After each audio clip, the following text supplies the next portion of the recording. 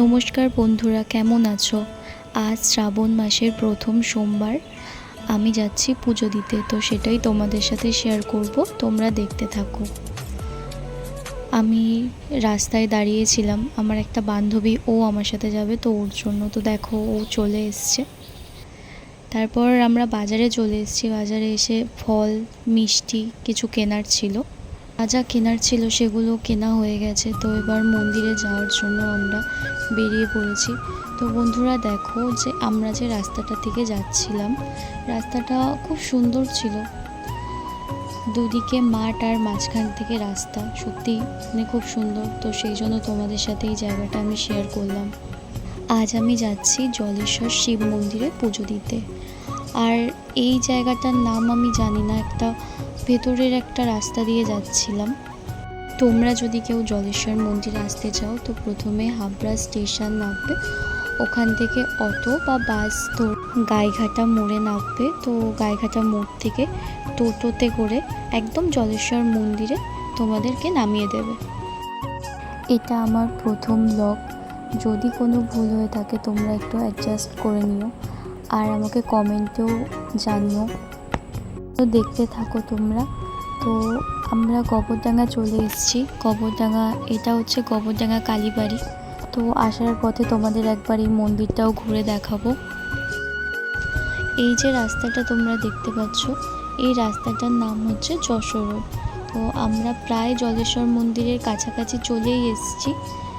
আর আমাদের ওখান থেকে জলেশ্বর মন্দির আসতে প্রায় 1.5 ঘন্টা 2 ঘন্টা মতো টাইম লেগেছিল আমাদের।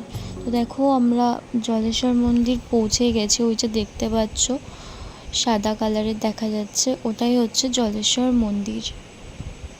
জলেশ্বর মন্দিরে চলে এসেছি।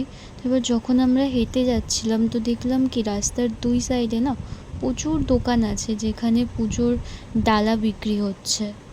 আমাদের আর কিনতে লাগেনি, যেহেতু আমরা সব কিছু নিয়েই এসেছিলাম। এটা হচ্ছে জলেশ্বর মন্দিরে ঢোকার গেট। তো আমরা এখান থেকেই ঢুকছিলাম। থেকে একজন বলল যে তোমরা তো শিবের মাথায় জল ঢালবে, তো দেখো সাইড থেকে একটা রাস্তা আছে, তোমরা ওই রাস্তা দিয়ে চলে যাও, ওখান থেকেই লাইন দেওয়া শুরু হচ্ছে। তারপর আমরা এসে দেখি যে প্রচুর লোকজনের ভিড়, ভীষণ বড় লাইন। এখানে তোমরাও দেখতে পাচ্ছ মানে কতটা পরিমাণে লাইন।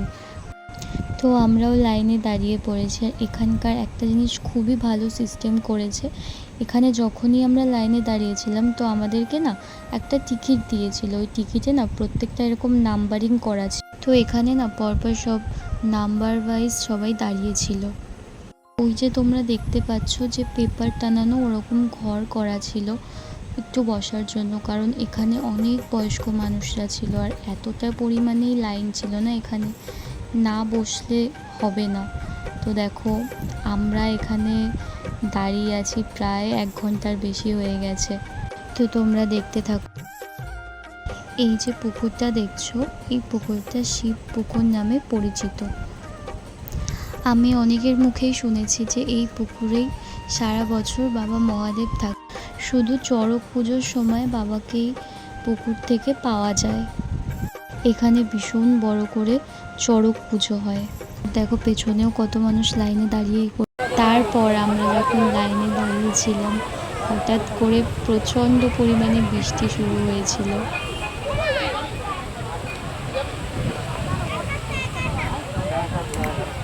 বৃষ্টি থামার পর ওয়েদারটা অনেক সুন্দর হয়ে গেছিলো। শ্রাবণ মাস, এটা হচ্ছে বাবা মহাদেবের জন্ম মাস। তো যারা বিবাহিত তারা নিজের স্বামী, সংসার ও সন্তানের মঙ্গল কামনায় বাবার মাথায় জল ঢালে।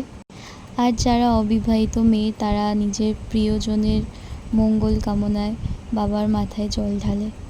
মন্দিরের ভেতরে চলে এসেছি। আর এখানে এতটাই ভিড় ছিল আর ভিডিও করতে পারিনি, তো আমি বাবার মাথায় জল ঢেলে নিই, তোমরা দেখতে থাকো। তো 3.5 ঘন্টায় লাইনে দাঁড়ানোর পর পুজো দেয়া হয়ে গেছে। তো লাইনে দাঁড়ানোটা বড় কথা না, পুজোটা ভালোভাবে দিতে পেরেছি, এটাই যথেষ্ট। আর মন্দিরের পাশে না মেলা হচ্ছিল ছোটোখাটো, তো ভেবেছিলাম তোমাদেরকে ঘুরে দেখাবো, কিন্তু এত পরিমাণে বৃষ্টি হচ্ছিল আর আর লাইনে দাঁড়িয়ে আমরা ভিজেও গেছিলাম, ওই জন্য না পুজো দেওয়ার পর আর দাঁড়াইনি আমরা। ফেরার পথে তোমাদেরকে একবার গোবরডাঙ্গা কালীবাড়িটাও ঘুরে দেখালাম।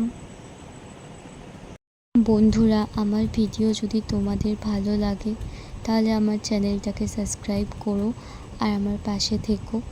আর বাবা মহাদেব সবাইকে আশীর্বাদ করুক, সবাইকে সুস্থ রাখুক। ভিডিওটা এখানেই শেষ করলাম। সবাই ভালো থেকো।